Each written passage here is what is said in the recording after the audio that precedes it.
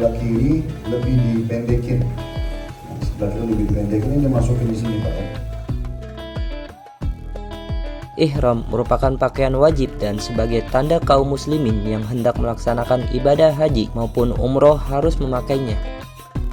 Tata cara memakai kain ihram yang benar sesuai syariat Islam penting untuk diketahui oleh calon jemaah umroh. Dalam kesempatan manasik yang diadakan oleh Uhud Tour, Ustadz Khalid Basalamah langsung mencontohkan tata cara penggunaan kain ihram. Mempertemukan dua ujungnya, ini ditarik dengan kencang, dan ini tinggal ditekan di perut sini ya. Lalu dilipat satu kali saja. Sesimpel itu saja, baru ini digulung. Ini sudah jadi seperti sarung gitu. Selama ini bagusnya dia kalau begini, ini tertutup kan. Jadi nggak mudah tersikap aurat karena untuk terbuka itu cukup jauh. Ya. Dan ini juga lebar, luasa kalau untuk jalan dan lari ya. Nanti kami tambahkan buat bapak-bapak sabuk, ada sabuk ya. Ada sabuk nanti bisa dipakai kalau mau pakai nggak masalah.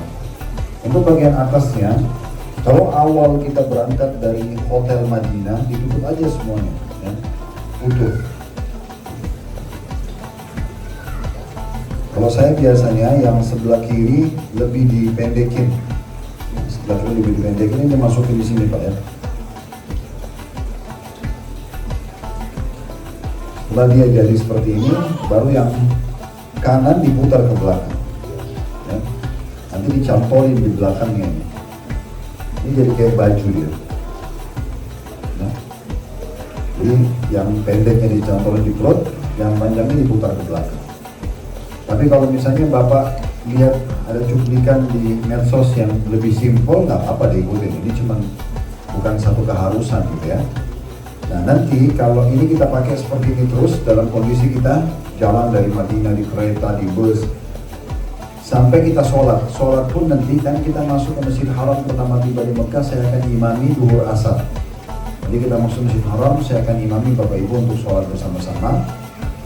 Setelah sholat duhur asar kita jamak dulu musafir ya, 2 rakaat asar kita langsung tawaf, sa'i dan segala macam. Kalau misalnya kita pas dapat waktu asar, kita ikut lagi asar nggak apa-apa. Tapi hukumnya sudah sunnah buat kita.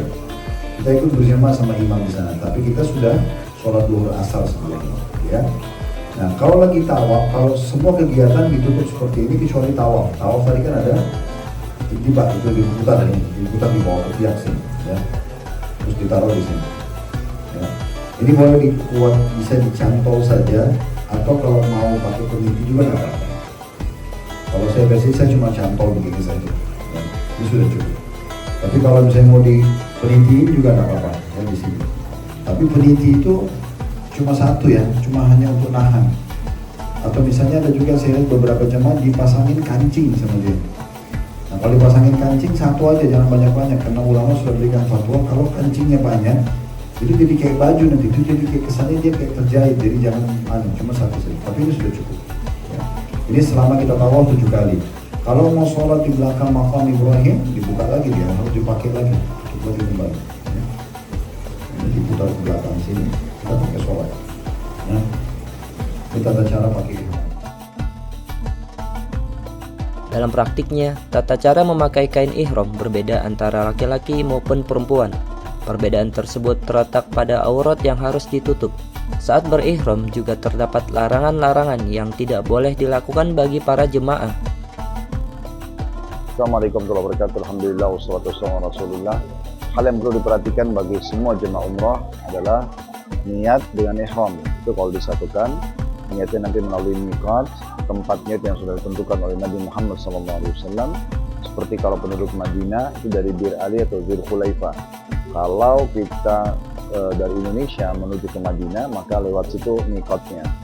Kalau kita langsung dari Jeddah menuju ke Mekah, maka lewatnya Yalamlam, tepatnya perbatasan antara Yaman sama Saudi, 15 menit sebelum landing di kota Jeddah.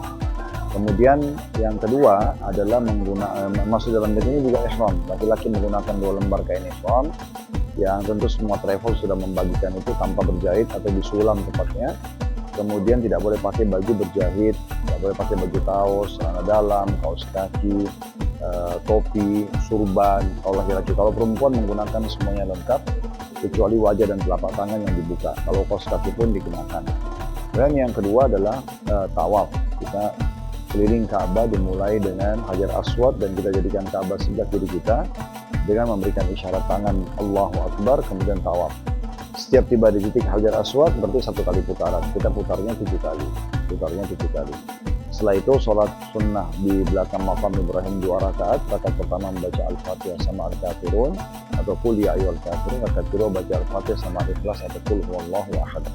Setelah itu menuju ke yang keempat, sa'i, menuju ke Bukit Safa dan Marwah, jalan 7 kali. Safa ke Marwah 1 kali, Marwah ke Safa 2 kali, kemudian Safa ke Marwah 3, Marwah ke Safa 4, Safa ke Marwah 5, Marwah ke Safa 6, kemudian yang terakhir Safa ke Marwah 7.